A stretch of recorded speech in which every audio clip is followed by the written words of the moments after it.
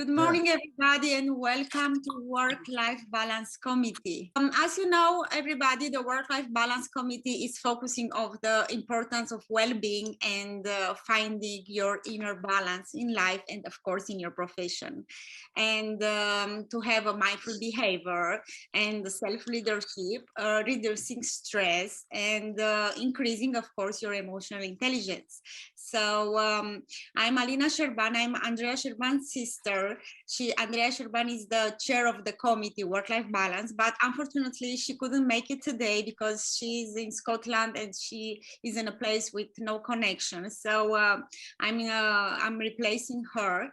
So we are so excited to have so many people for this beautiful morning for this beautiful webinar, where of course we're gonna increase our state of practicing this profession.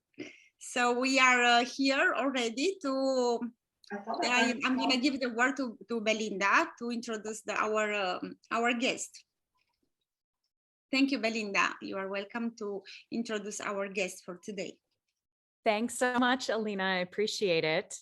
I am Belinda McCauley. I'm the Executive Director of the Beverly Hills Bar Association, and I want to thank everybody for coming today. We are very excited to be here and learn from Jeena. So Jeena is the co-author of the best-selling book, The Anxious Lawyer, an 8-week guide to a joyful and satisfying law practice through mindfulness and meditation. The 3 sessions that she's presenting for BHBA, that's today's 1 hour and then 2 follow-up half-hour sessions, are meant to coincide with the 8-week program in her book. So highly recommend that. Jeena's an accomplished lawyer, having practiced for more than 15 years, so she knows our profession and the particular stressors and atmospheres we experience. That background is what makes The Anxious Lawyer so insightful and so useful. And it's also why Jeena is a sought-after writer, including in ABA publications, Forbes, Bloomberg, on Above the Law, and in many other media outlets. She also speaks regularly in person and on TV, and she conducts trainings for lawyers and law firms throughout the country, not just about today's topic, but also stress management more generally, work-life balance, career transition, increasing productivity, and overall wellness. So we are really fortunate to have her with us today. I've been in some online networking groups with Jeena Cho for several years, and I'm just always impressed with her insight, her calm, her real ability to wrap her arms around a situation and provide really meaningful guidance. So I'm delighted to turn things over to her here today. Here you go, Jeena. Hey, thanks, Belinda, and thanks, Alina, for the introduction. And thank you, everyone, so much for being here with me today. It's just so wonderful to be with over 100 people at this point. So thank you so much for being here. As Belinda mentioned, this is going to be part of an 8-week program from my book, The Anxious Lawyer, which has an 8-week program built into it. So really the invitation is to go on this journey of mindfulness for the next 8 weeks. And at the end of the program, I will share my daily mindful pause program, and I actually see some of the people who are part of that program on this webinar. So I'm so happy to see everyone, so that you can actually do a daily mindfulness practice with me at 9:30 for just 10 minutes. It's just kind of no frills, show up and practice mindfulness for 10 minutes and then go about your day. And the invitation is to actually practice mindfulness for the next 8 weeks and see for yourself the difference it makes in your own life. Because I think, I'm going to talk about the science of mindfulness and meditation and why it works and why every lawyer should practice it. But I think the most powerful proof is, of course, to see for yourself how it will benefit you. All right, so let's just pause for a moment and start our conversation about well-being and how to incorporate mindfulness and meditation by just taking a moment to be here. So I know for probably most of you, you've already had a very, very full morning, probably already a very busy week, even though it's just Monday. Of course, it's been a crazy year, last few years. So let's just pause for a moment and take 3 deep breaths. Breathing in, breathing out, breathing in, breathing out. And one more, breathing in and breathing out. And so if you want to share in the chat what you noticed by taking those 3 deep breaths, I welcome that. And also, part of the reason for us coming together to do the 8-week program is to build that sense of community. I found, especially when I was really struggling with my own anxiety disorder, that sense of isolation and that feeling that there is no one that I can turn to talk about these experiences and just talk about the hardship of being a lawyer, right? And also just like everything that's going on in the world. That sense of isolation really worsened my own sense of anxiety. So, my hope is that today will be sort of a launching point where we start to build that sense of community with each other, so that there is that sort of community wisdom that builds over time, and also, community healing. Right, so the reason why I do the work that I do is because I want every lawyer to be able to practice law with a sense of purpose and experience a sense of belonging, and also to do the work that we do in a way that feels sustainable. And, I've been talking about lawyer well-being for forever, it feels like. And I think when I first started talking about my own issue with social anxiety, there wasn't a whole lot of discussion about lawyer well-being. And I'm so glad, I don't know if glad is the right word, but just that there is more of an awareness, right? That there is an impact of the work that we do as lawyers. So, you're probably already familiar with a lot of this data, right? If you've attended one of these confidence issues CLE, right? We probably are familiar with it. But lawyers struggle with a very high rate of depression, anxiety, and stress, and also issues with using alcohol and other substances in comparison to the general public. So there's something about, right, the work that we do that seems to contribute to this worsening of our mental well-being. And perhaps not surprisingly, right, this probably is no surprise to any of you, the pandemic has made the situation worse. Not just for attorneys, right? When these well-being studies have been done in so many different communities, and everyone's well-being has definitely been impacted by COVID. So approximately 50% of the lawyers that were surveyed experienced depression and anxiety. Over 50% of the attorneys screened positive for alcohol abuse or possibly dependence. Women, and I think all the women on this in this meeting can definitely attest to this, that women are experiencing meaningfully worse mental health than men and are engaging in more drinking. And I think this is sort of the most alarming part of this whole conversation, is that 1 in 4 women are contemplating leaving the profession due to mental health problems, burnout, or stress. And 17% of male attorneys report having the same thoughts.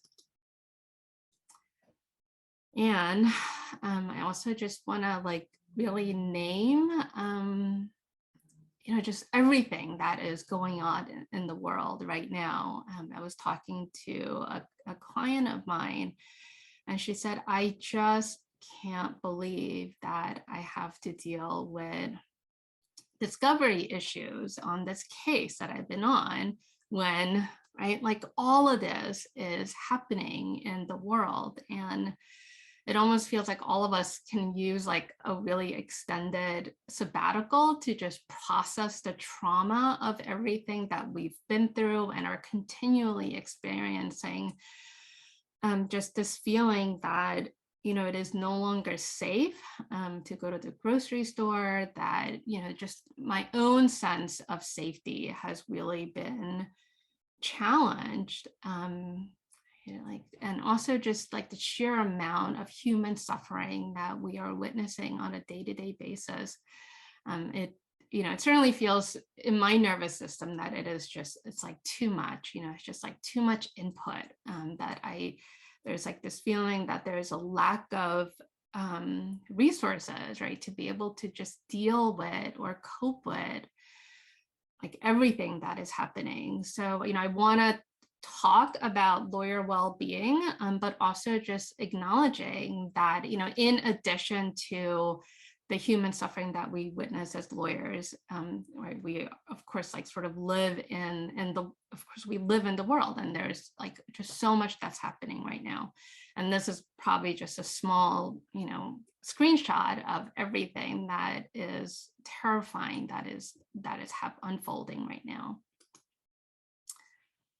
So I want to kind of get all of you involved in this conversation. So if you would please go, you can just grab your phone and take the screenshot of the QR code, or you can pull up a browser and go to menti.com and punch in the code that you see. And we're going to just do like a quick capture of, how is everyone doing? Like, where are we collectively as a community in terms of our well-being in this moment? So I'll just wait like 30 seconds to give everyone an opportunity to go to the Menti page, and you can vote anonymously, and they'll give us a little screenshot of what is going on. Oh, sorry.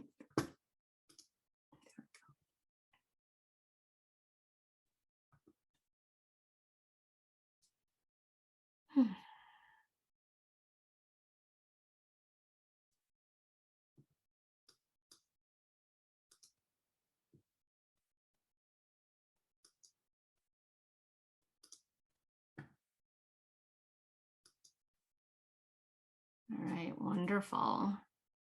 I'm seeing people are voting, so thank you.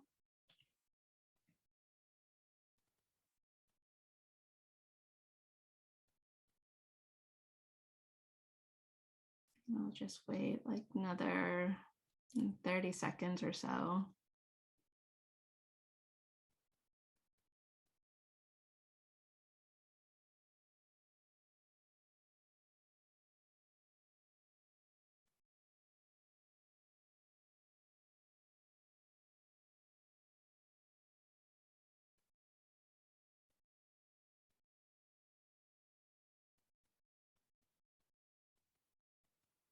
Okay, well, thank you. So yeah, this is like a really interesting screenshot of our sense of well-being. And these are sort of what I check for, right, when I'm thinking about my own sense of well-being. I think so often like we ask each other like, oh, how are you? But really, I feel like the question that we're really asking is like, right, like how are you physically? How are you emotionally? How are you in terms of your feeling of that sense of community? So I think these are really helpful questions to just check in. Like, I know for myself, if I'm not, right, like some of the telltale signs that I'm experiencing very high rates of high stress and anxiety is when I'm not sleeping well, right? And then I start eating bad food because I'm not sleeping. So my body's trying to compensate for the lack of sleep by eating more sugar and more fat and things that I know at the end of the day won't, help me feel better. And then that kind of decreases my own ability to show up at work, right? Because I'm not sleeping well, and then I'm not eating well. I'm probably not getting enough exercise.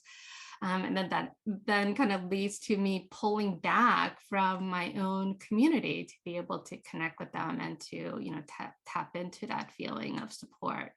And it just kind of creates this really vicious cycle. Oh, I lost my screen there for a second. Get back to it.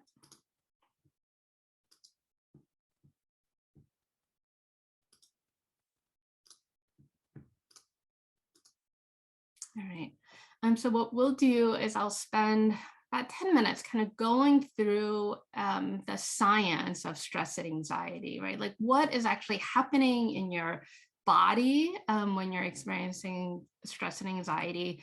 And then I'll invite everyone into a breakout room where you can share with each other. If you're like, I don't want to do a breakout room, that's totally fine. You're welcome to just hang out in the main room with us.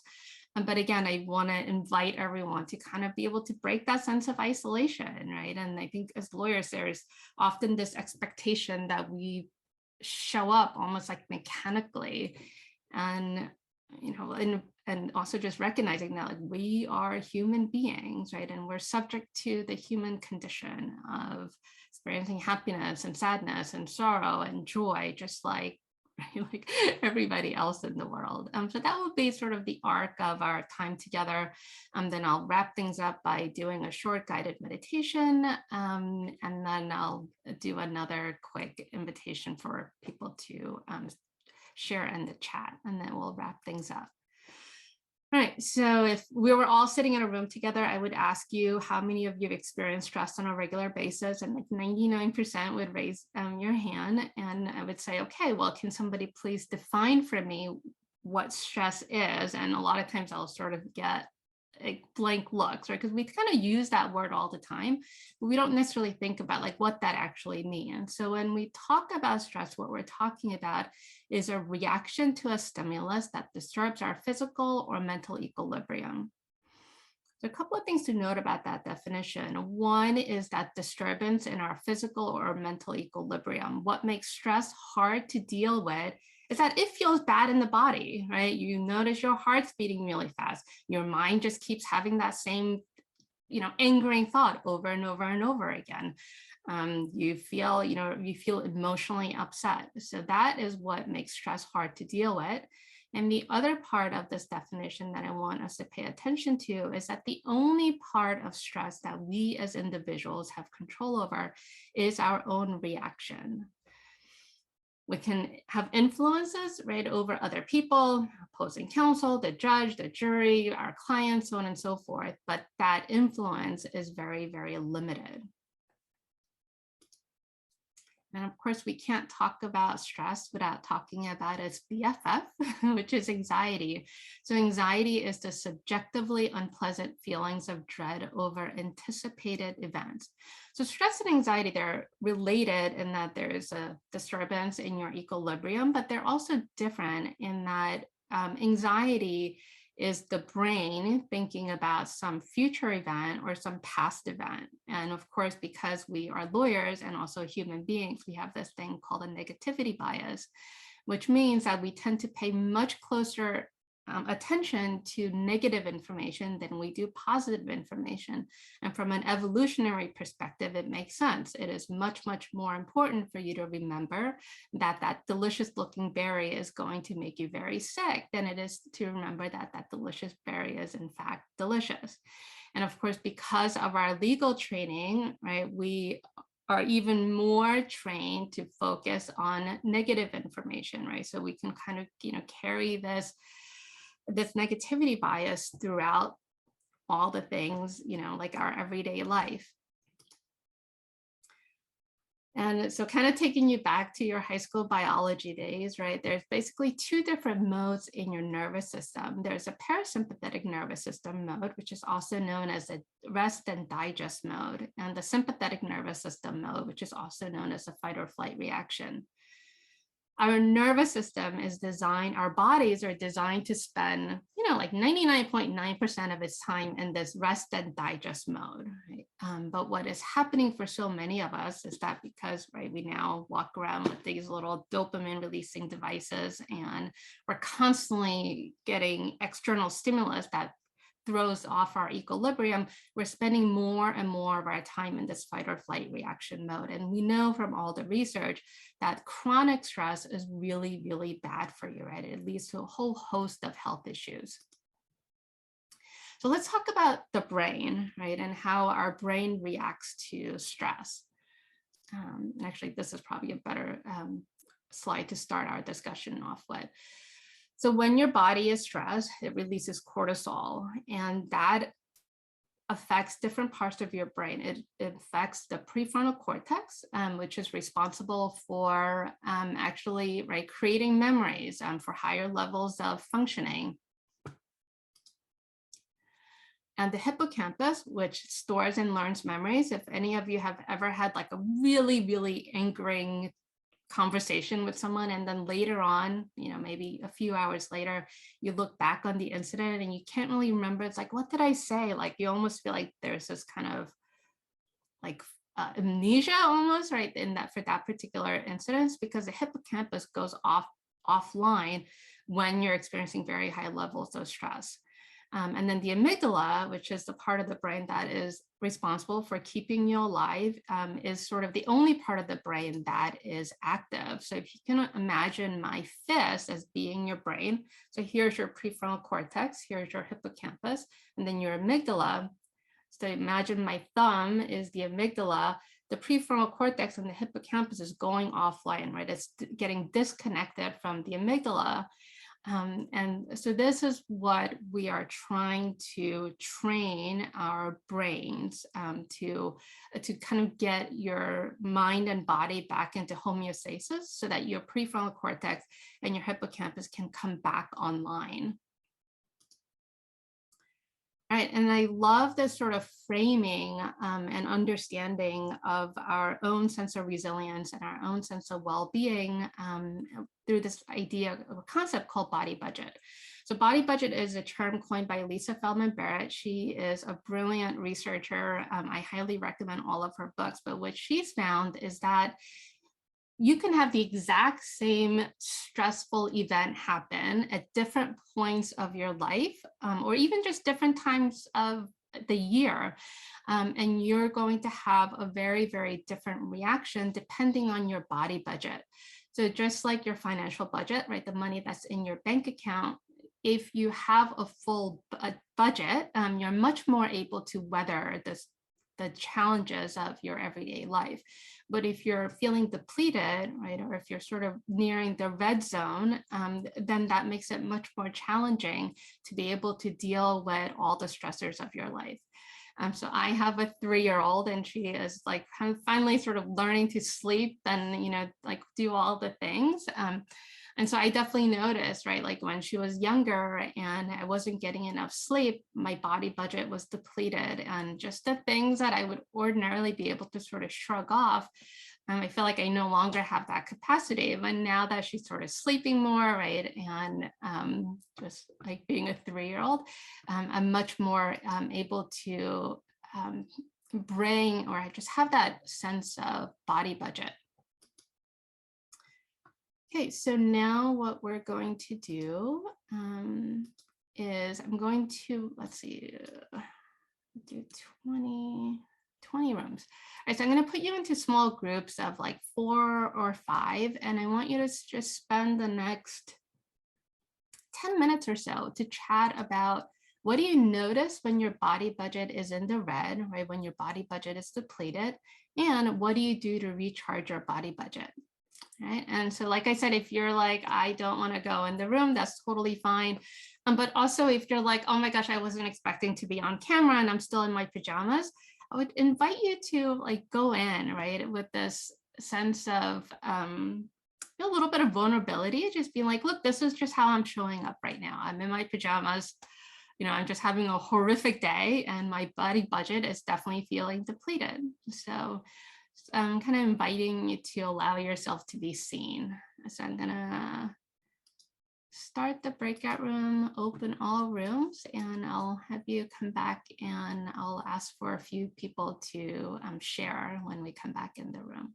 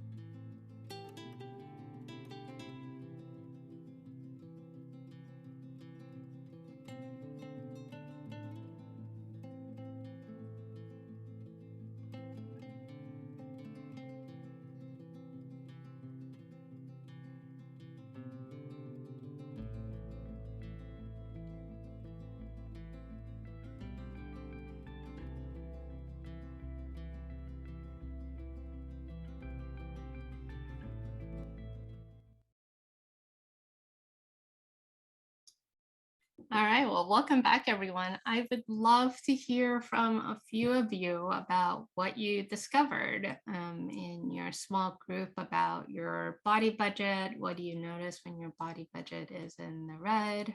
What do you do to increase your resources and increase your body budget? What do you do? It's another way of asking that is like, what do you do to cultivate joy? Like, what do you do to care for your own well-being? So any brave volunteers who want to share?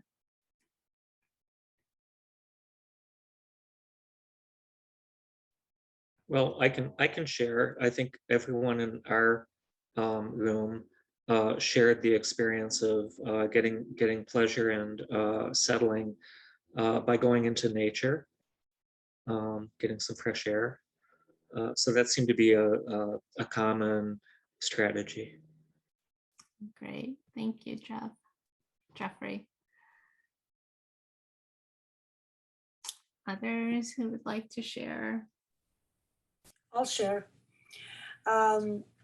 What I do, I swim. I go to the beach, and I like to swim when I get into the water. It helps me a lot to, release the stress. When I am too much stressed out, I sleep. That's how I know that I'm stressed out. So I go to deep sleep. It may last a couple of hours. And when I'm really, really, really stressed out, I go to Las Vegas and I play. And it helps a lot. So I come back in 2-3 days and I'm replenished. I'm totally new person. I can concentrate well, focus. And I think the reason why Las Vegas works for me is the noise. There is too much noise, and the distraction, it's very good distraction. There is no way I can concentrate on anything but the people, drinks, machines, the noise. So that's what I do. Thank you. Maybe one or two more who want to share. What do you do to restore your body budget? What do you notice when your body? For me and my person that I talked to, her name is Belinda. We took non-attorney roles. I'm a contracts manager and she's an executive director. So we don't have to, we have our nights and weekends and we can use that to, do any activities that we enjoy. So like she takes care of her kids and I work out and cook. So yeah. Wonderful. Thank you. One more. I'll go. Our group talked. As far as strategies or solutions, I think we didn't dwell or deal a whole lot with that, but we talked a little bit about like walking and exercise. But for causes and everything, we talked about becoming more irritable and anxious and having more depressive thoughts and having a harder time just processing information and thinking and just staying focused and present. And we talked a little bit about the pandemic, and there was general thoughts that, there were elements of decreased stress during the pandemic for certain reasons, and then increased stress and anxiety as well. So we kind of got around to a lot of stuff. Great. Thank you, Adam. I want to thank all of you that went into the breakout room for engaging in the conversation. Sometimes like paying attention to our well-being can also just feel like indulgence or, too much like self-reflection. But I will also want to just name that, if you're not taking care of your own well-being, right, that you can't take care of others. Right, so let's talk about mindfulness and what it is.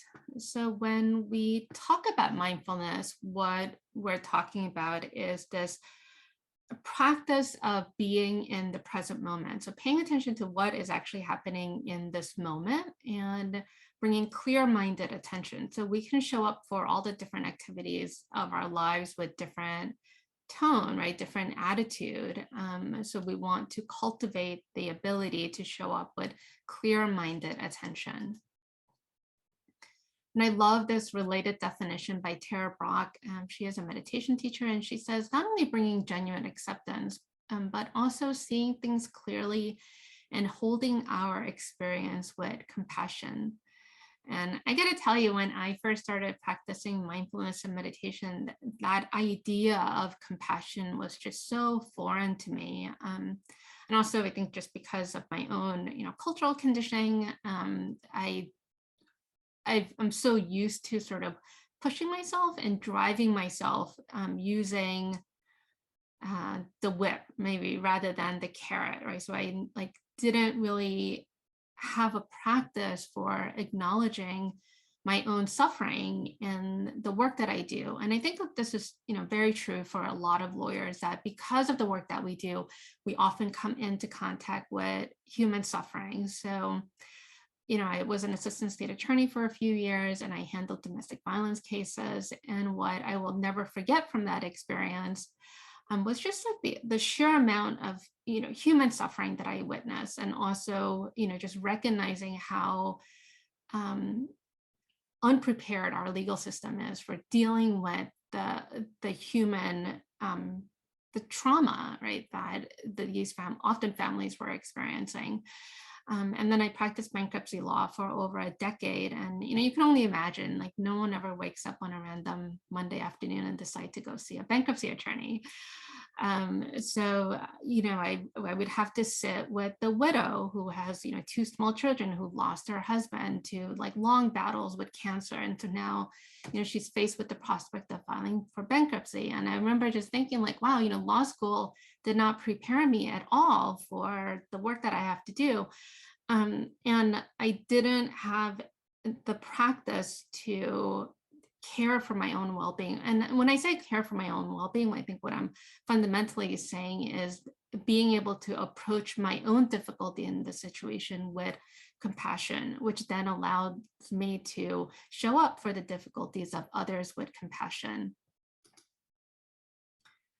And we can't talk about mindfulness without talking about meditation. And meditation is the formal training of mindfulness. It's one thing for me to explain the neuroscience behind stress and anxiety and explain what is happening in the body. But there's no, off button for the brain, right? You might logically recognize that you're not under any threat, but your body might still be in that stressed out state. And so through regular practice of mindfulness and meditation, what we can do is actually sharpen our ability to have that discernment, to recognize, okay, how am I showing up in this moment? And am I responding from a place of skillfulness? Which part of my brain is actually active right now? And the reason why there is so much excitement and sort of focus on mindfulness and meditation is that we now have the ability to be able to see how this very ancient practice of mindfulness and meditation literally rewires your brain. So we talked a little bit earlier about the amygdala, the fight or flight center of our brain. And what the researchers are finding through these fMRI studies is that that part of the brain, the amygdala, becomes less active through regular meditation training. So I want to kind of underline that word, regular meditation training.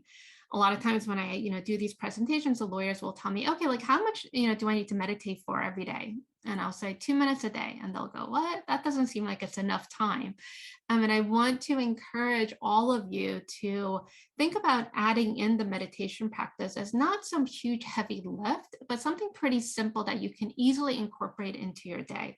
Because what all the research shows is that it's not about the length of any single meditation practice, but the regularity of the practice that is what seems to contribute to all the benefits of mindfulness and meditation.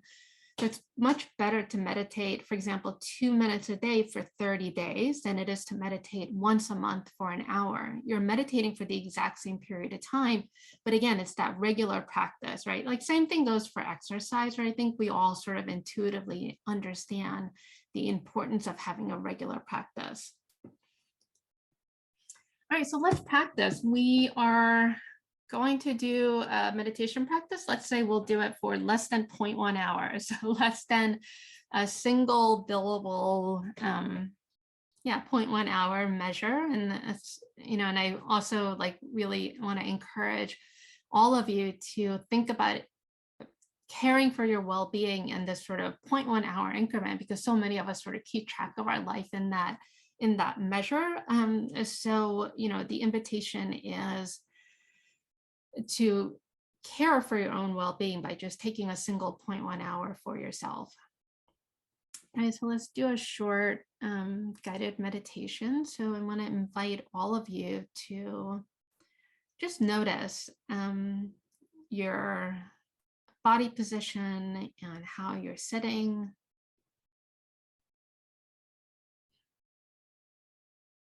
If it feels comfortable, you can allow your eyes to close.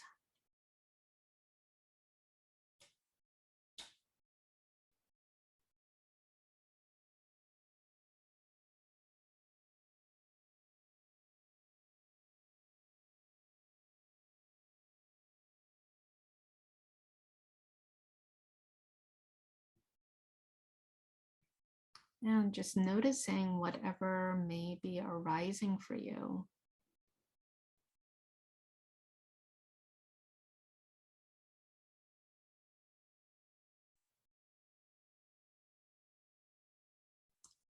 So you might notice thoughts or physical sensations. You might notice different sounds around you.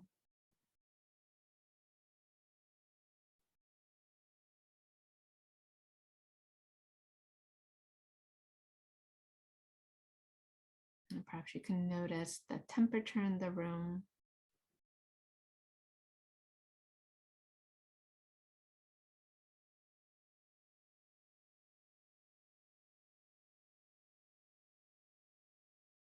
And whatever it is you're able to notice and observe, see if you can allow the experience to be exactly what it is without needing to change it or have it be different in any way.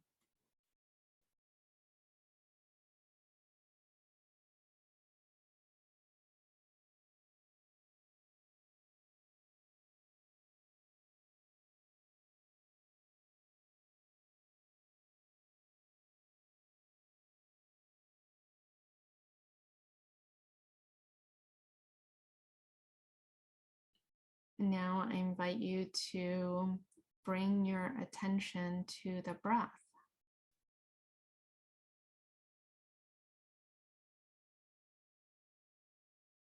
And so feeling the body breathing in and out.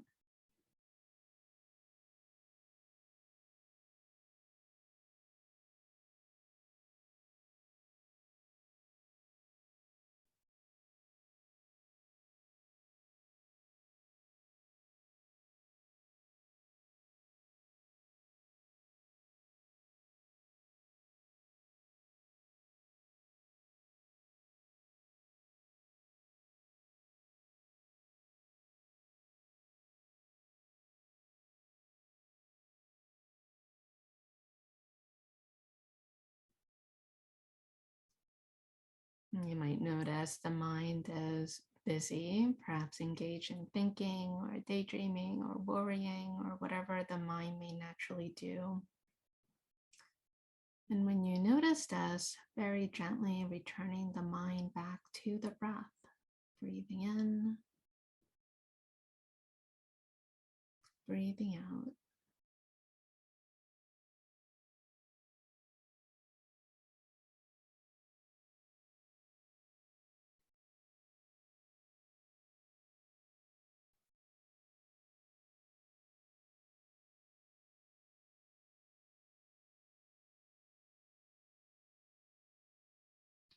Just like clouds in the sky, we can allow thoughts to come and go.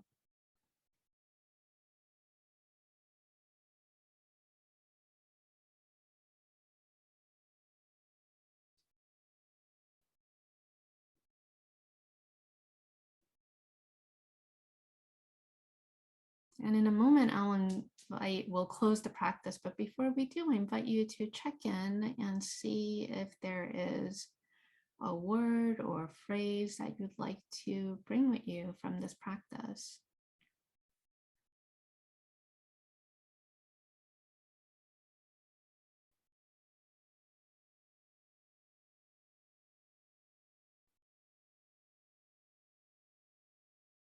And now let's close the practice by wiggling the fingers and toes.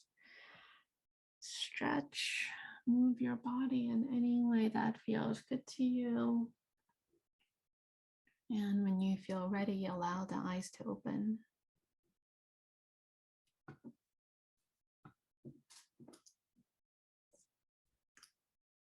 Right, so I would love to hear from some of you about what did you notice by just pausing and finding a little, hopefully a moment to pause for 5-6 minutes. What came up for you?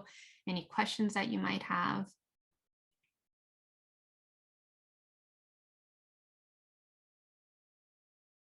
You know, sometimes it can be a little bit challenging to go from like quiet sitting to chatting.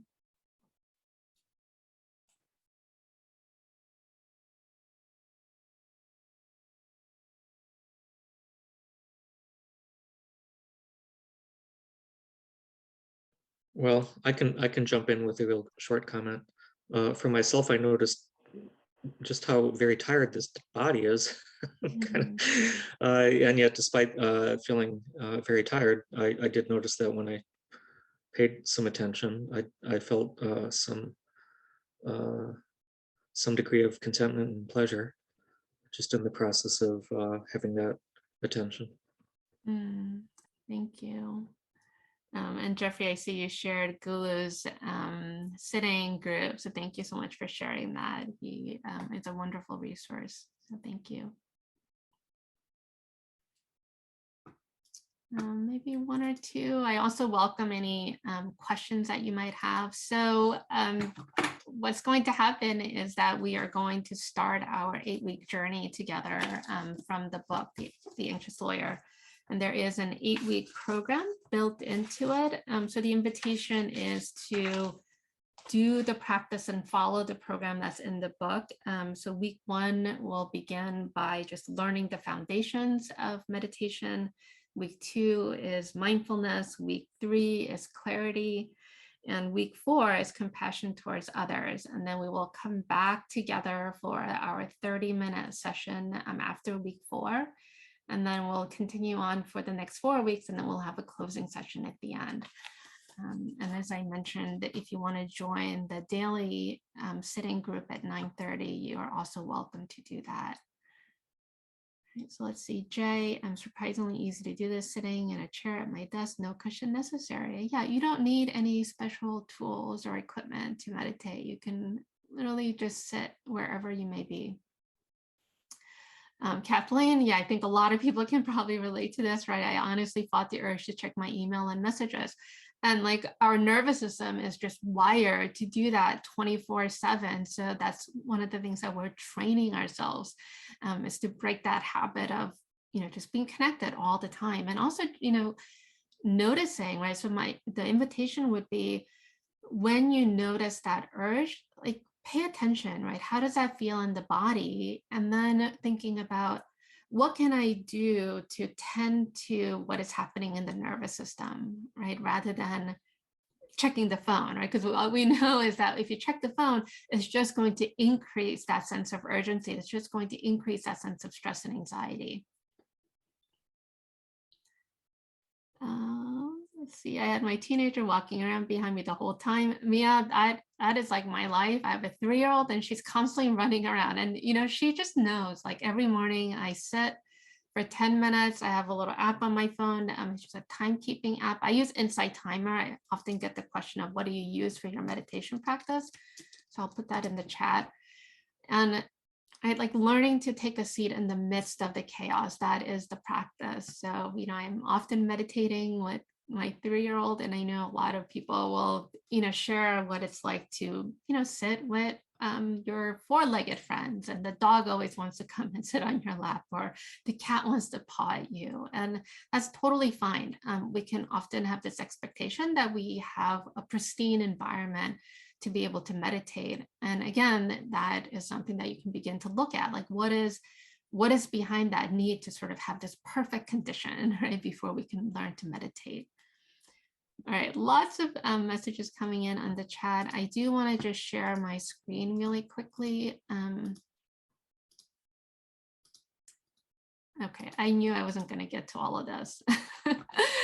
So if you want to join me for the daily-ish, and I say daily-ish because it's typically Monday through Thursday at 9:30, but like today, I had other, so like tomorrow I have another session that I'm doing at 9. Yeah, but it's just an invitation to build community, to connect with other lawyers from around the country. And let's see. All right, yeah, so any questions or final comments before we wrap things up? I do want to get everyone out of here on time.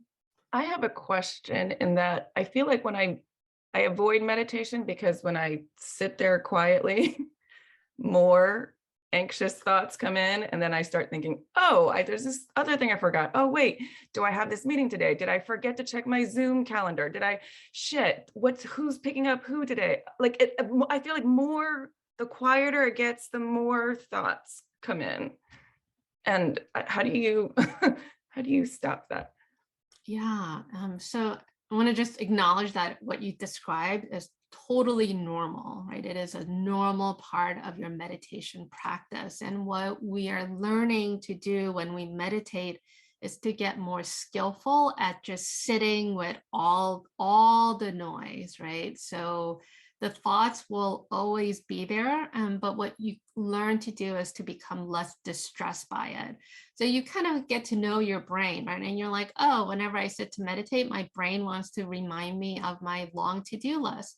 And you sort of learn to see that as just like mental conditioning. So you go, oh, okay, my brain is making the to-do list again. Let me come back to the brain, and let me come back to the breath. And so you're breathing in, breathing out, breathing in, breathing out. Oh my God, Joanne, did you remember to order milk? Did you put milk on your Whole Foods shopping list?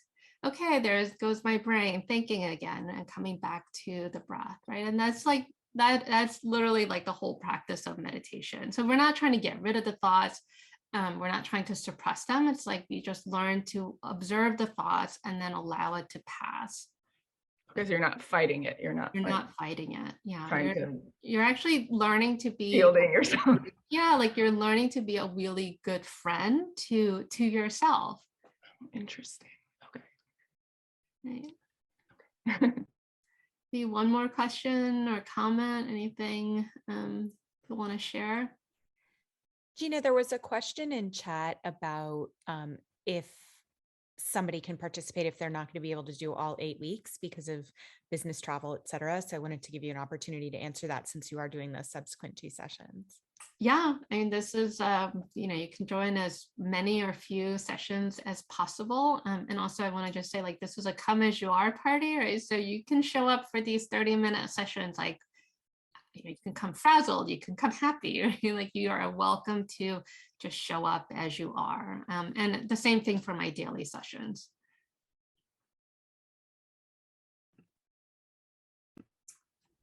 All right, well, I think maybe that's a good place to pause. So I want to just thank the Beverly Hills Bar Association for having me and for all of you for taking the time to tend to your well-being.